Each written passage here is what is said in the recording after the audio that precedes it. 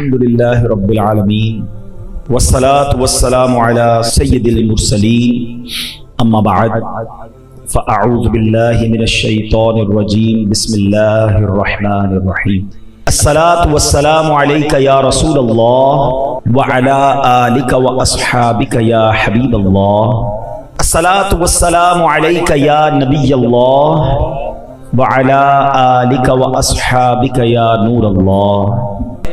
مرحبا مقدر پھر آج مسکرایا ہے، پھر مجھے مدینے میں شاہ نے بلایا ہے۔ اے خوش نصیب حاجیوں، سبحان اللہ، وہ سفر شروع ہونے والا ہے جس کا زندگی بھر انتظار رہتا ہے۔ حج کا سفر یہ عنایتوں کا سفر ہے، یہ رحمتوں کا سفر ہے، یہ مغفرتوں کا سفر ہے۔ یہ سفر نصیب والوں کو نصیب ہوتا ہے، یہ ایسے ہی نہیں مل جاتا۔ سبحان اللہ، یہ بڑے کرم کے ہیں فیصلے، یہ بڑے نصیب کی بات ہے۔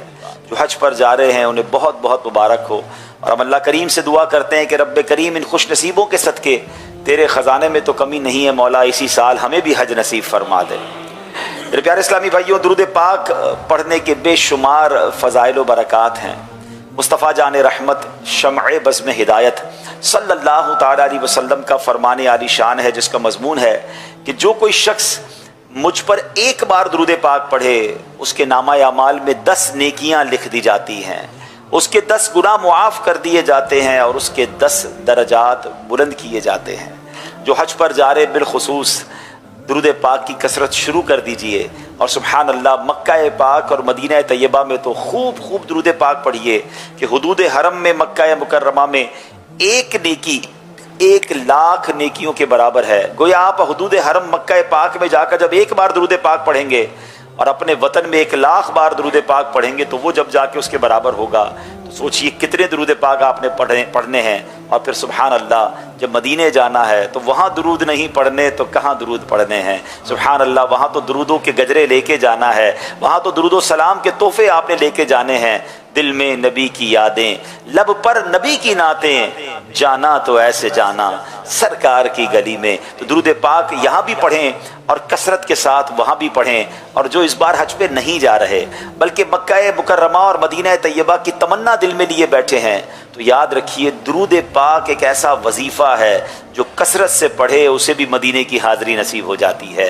تو اگر مدینے جانا چاہتے ہیں تو درود پاک کی کثرت اپنی زندگی کا معمول بنائیے۔ آئیے مل کر محبت کے ساتھ بآواز بلند درود پاک پڑھ لیں۔ صلو علی الحبیب صلی اللہ تعالی علی محمد صلی اللہ علیہ وسلم۔ جیسے میں نے اپنے بیان کے شروع میں ایک بات کہی تھی کہ حج جو ہے یہ نصیب والوں کو ملتا ہے، یہ بڑے کرم کے ہیں فیصلے، یہ بڑے نصیب کی بات ہے۔ یہ ایک بہت خوبصورت ایک روایت ہے، القول البدی میں یہ روایت موجود ہے کہ جب حضرت ابراہیم علیہ نبینا علیہ الصلوۃ والسلام نے کعبے کی تعمیر کر لی، یہ طویل واقعہ ہے، کعبے کی جب آپ نے تعمیر کر لی تو اللہ عز و جل کی طرف سے وحی فرمائی گئی آپ کو کہ اے ابراہیم لوگوں میں حج کا اعلان کریں۔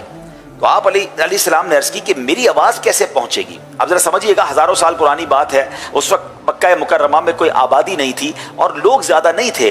اب آواز پہنچانی ہے پوری دنیا کے لوگوں تک۔ آج ہم مدنی چینل پر موجود ہیں، یہ ویڈیو یہ آواز دنیا کے کئی ملکوں میں پہنچ رہی ہے، مگر اس زمانے میں تو کوئی سیٹلائٹ نہیں تھا، اس زمانے میں تو کوئی اس طرح کا نظام نہیں تھا۔ تو حضرت ابراہیم علیہ الصلوۃ والسلام نے کہا کہ میرے مولا میں اعلان تو کروں گا، میری آواز لوگوں تک کیسے پہنچے گی؟ سبحان اللہ، اللہ عز و جل کی طرف سے ارشاد ہوا اے ابراہیم تیرا کام ہے ندا کرنا، پہنچانا ہمارے ذمے ہے۔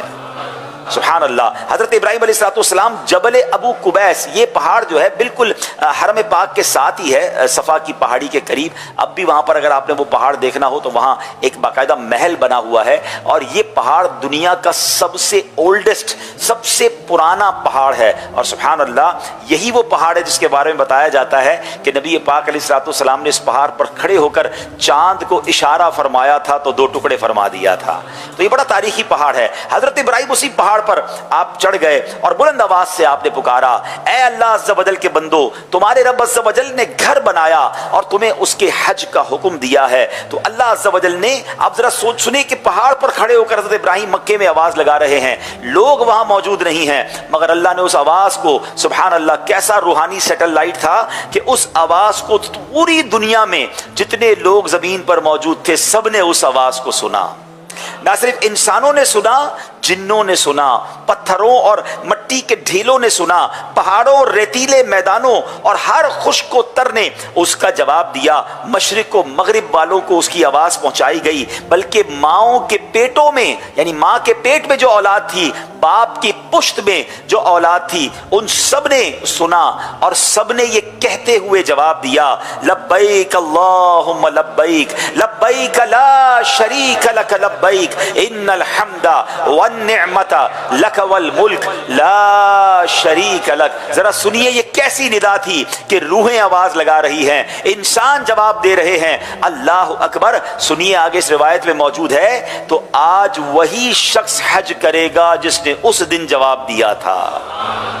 اے حاجیوں تمہیں مبارک ہو، ہزاروں سال پہلے آپ کی روح نے اس حضرت ابراہیم کی ندا پر لبیک کہا تھا۔ بلکہ ایک اور دل افروز بات سنیے، فرمایا جس نے ایک مرتبہ اس وقت لبیک کہا تھا وہ ایک بار حج کرے گا، جس نے اس وقت 2 مرتبہ لبیک کہا وہ 2 مرتبہ حج کرے گا، جس نے 3 مرتبہ لبیک کہا وہ 3 مرتبہ حج کرے گا، جس کی روح نے جتنی زیادہ بار اس وقت لبیک کہا تھا وہ اتنی بار حج کرے گا۔ جب ہی کہا جاتا ہے نا یہ بڑے کرم کے ہیں فیصلے، یہ بڑے نصیب کی بات ہے، سبحان اللہ۔ آپ سفر حج پر جا رہے ہیں، آپ کی کس قدر خوش بختی ہے۔ دیکھو اے حاجیوں، طواف کعبہ جو ہے نا، کعبے کا دیدار، کعبے کا طواف، کعبے کا قرب، یہ کتنی بڑی سعادت ہے۔ اللہ اکبر، ذرا سنتے جائیے اور ایمان تازہ کرتے جائیے۔ حضرت سیدنا وہب بن منبہ رحمت اللہ تعالی علیہ فرماتے ہیں، تورات شریف میں ہے کہ اللہ عز و جل بروز قیامت اپنے 7 لاکھ مقرب فرشتوں کو بھیجے گا، جن میں سے ہر ایک کے ہاتھ میں سونے کی زنجیر ہوگی۔ اللہ عز و جل فرمائے گا جاؤ اور بیت اللہ شریف کو ان زنجیروں سے باندھ کر محشر کے میدان کی طرف لے آؤ، یعنی کعبہ بھی میدان محشر میں آئے گا۔ مگر پروٹوکول دیکھیں، کعبے کا شرف اور اس کا جو کہتے ہیں اس کی بزرگی دیکھیں کہ 7 لاکھ فرشتے بھیجے جائیں گے، سونے کی زنجیریں ان کے ہاتھ میں ہوں گی اور وہ کعبے کو گویا اس میں باندھ کر میدان محشر کی طرف لائیں گے۔ اب سبحان اللہ، جب کعبے کو کھینچا جائے گا نا اور ایک فرشتہ کہے گا اے کعبۃ اللہ چل، تو کعبہ مبارکہ فرمائے گا میں نہیں چلوں گا جب تک میرا سوال پورا نہ ہو جائے۔ اللہ اکبر۔ اب کعبہ کیا سوال کرے گا؟ تو فضائے آسمانی سے ایک فرشتہ پکارے گا تو سوال کر، تو کعبہ عرض کرے گا اے اللہ عز و جل تو میرے پڑوس میں دفن ہونے والے مومنین کے حق میں میری شفاعت قبول فرما۔ تو کعبہ شریف کو آواز سنائی دے گی تیری درخواست قبول فرما لی۔ سیدنا وہب بن منبہ رحمۃ اللہ تعالی فرماتے ہیں پھر مکہ مکرمہ میں جو لوگ دفن ہوئے ہوں گے ان مردوں کو نکالا جائے گا، انہیں اٹھایا جائے گا، چہرے ان کے سفید ہوں گے، سب احرام کی حالت میں کعبے کے گرد جمع ہو جائیں گے، لبیک کہہ رہے ہوں گے۔ فرشتہ کہے گا اے کعبہ چل، تو اب کعبہ کہے گا میں نہیں چلوں گا جب تک میری درخواست قبول نہ ہو جائے۔ تو فضائے آسمانی سے فرشتہ پکارے گا تو مانگ تجھے دیا جائے گا۔ کعبہ کہے گا اے اللہ تیرے وہ گناہگار بندے، سنیے یہ کعبہ ہمیں بھی نہیں بھولے گا۔ اے حاجیوں تمہیں مبارک ہو، اے کعبہ کا طواف کرنے والوں تمہیں مبارک ہو۔ کعبہ کہے گا اے اللہ عز و جل جو لوگ تیرے گناہگار بندے اکٹھے ہو کر دور دور سے غبار آلود ہو کر میرے پاس آئے، اپنے اہل و عیال کو چھوڑا، اپنے احباب کو چھوڑا، انہوں نے فرما برداری اور زیارت کے شوق میں تیرے حکم کے مطابق مناسک حج ادا کیے، میں تجھ سے سوال کرتا ہوں اے اللہ ان کے حق میں بھی میری شفاعت قبول فرما، ان کو قیامت کی گھبراہٹ سے امن میں رکھ اور انہیں میرے گرد جمع فرما دے۔ تو ایک فرشتہ ندا دے گا اے اس میں تو ایسے لوگ بھی ہوں گے جنہوں نے تیرے طواف کے بعد گناہوں کا ارتکاب کیا، اتنے گناہ کیے کہ جہنم ان پر واجب ہو گئی ہے، یعنی حج تو کیا مگر حج کے بعد گناہوں سے باز نہ آئے، گناہ کر کر کے اپنا نامہ اعمال گناہوں سے بھر دیا بلکہ جہنم واجب ہو گئی۔ اللہ اکبر۔ کعبہ عرض کرے گا اے اللہ میں تجھ سے ان گناہگاروں کے حق میں شفاعت کا سوال کرتا ہوں کہ جن پر گناہوں کی وجہ سے جہنم واجب ہو چکی ہے۔ اللہ اکبر۔ اللہ ارشاد فرمائے گا میں نے ان کے حق میں تیری شفاعت قبول فرمائی، تو پھر وہی فرشتہ ندا فرمائے گا جس نے کعبے کی زیارت کی تھی وہ لوگوں سے الگ ہو جائے۔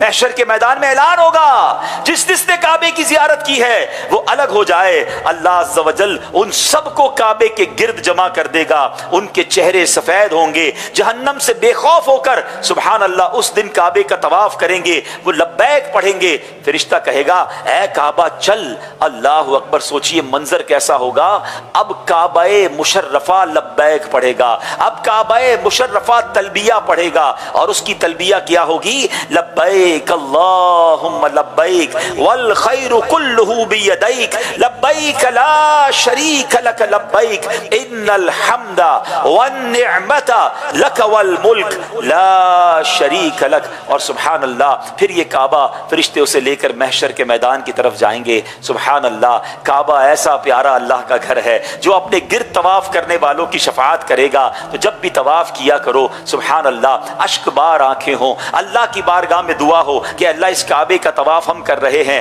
کعبے کو ہمارا گواہ بنانا۔ سبحان اللہ، کبھی کعبے کے غلافوں کو پکڑنے کا موقع ملے تو آنسو بہا کر کعبے کو بھی اپنے ایمان کا گواہ کر لینا اور عرض کرنا ہے کعبہ مشرفہ ہمیں محشر کے دن بھول نہ جانا۔ اللہ اکبر، اے حاجیوں آپ کتنے خوش نصیب ہیں، بلکہ جو حج پر نہیں جا رہے وہ اپنے دل میں حج کی تڑپ اور بڑھائیے۔ ذرا سنیے حدیث پاک، نبی پاک علیہ الصلوۃ والسلام فرماتے ہیں حاجی اپنے گھر والوں میں سے 400 کی شفاعت کرے گا اور گناہوں سے ایسا نکل جائے گا جیسے اس دن کے ماں کے پیٹ سے پیدا ہوا ہو۔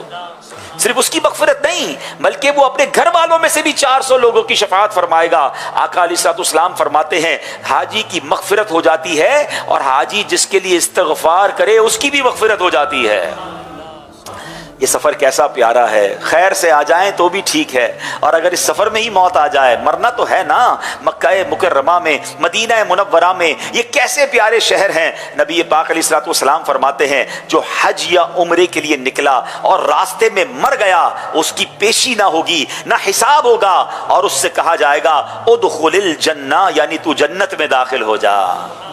ہائے ہائے کیسا مبارک سفر ہے، اللہ یہ سفر ہم سب کو بار بار نصیب فرمائے۔ جو جا رہے ہیں سبحان اللہ ان کا سفر رب کریم قبول فرمائے۔ This is not an ordinary journey, یہ کوئی عام سفر نہیں ہے کہ بیگ اٹھایا، ٹکٹ کٹوائی اور چلے گئے، نہیں جناب، یہ مغفرت کا سفر ہے، یہ گناہ معاف کروانے کے لیے ہم جا رہے ہیں، یہ مغفرت کی خیرات لینے جا رہے ہیں۔ کاش ان تصورات کے ساتھ جائیں کہ آج احرام پہن کے جا رہا ہوں، ایک وقت آئے گا کفن پہن کے گھر والوں سے دور ہو جاؤں گا، آج کعبے کی زیارت کو جا رہا ہوں، کعبے کے سامنے پیش ہونا ہے، ایک دن آئے گا اللہ کی بارگاہ میں پیش ہونا ہے۔ عرفات کے میدان میں کاش یہ تصور بنے کہ آج رنگ و نسل اور طرح طرح کی بولی بولنے والے ایک میدان میں جمع ہے، ایک ہی لباس ہے، ایک ہی صدا ہے لبیک اللہم لبیک۔ تو سوچئے اس دن کے محشر کا میدان بھی ہوگا جب اسی طرح دنیا بھر کے لوگ ایک میدان میں جمع ہوں گے، وہاں اللہ کی بارگاہ میں پیش ہونا ہوگا۔ یہ تصورات کا سفر ہے، یہ خیالات کا سفر ہے، یہ اپنے آپ کو سدھارنے کا سفر ہے،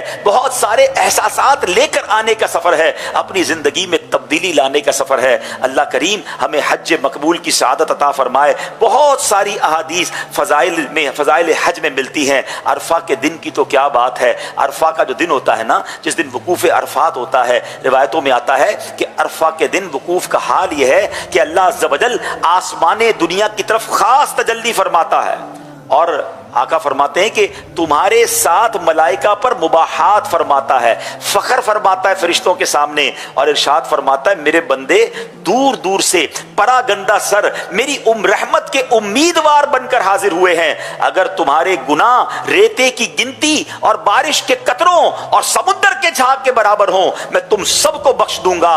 اے میرے بندو واپس جاؤ، تمہاری مغفرت ہو گئی اور جس کی تم شفاعت کرو۔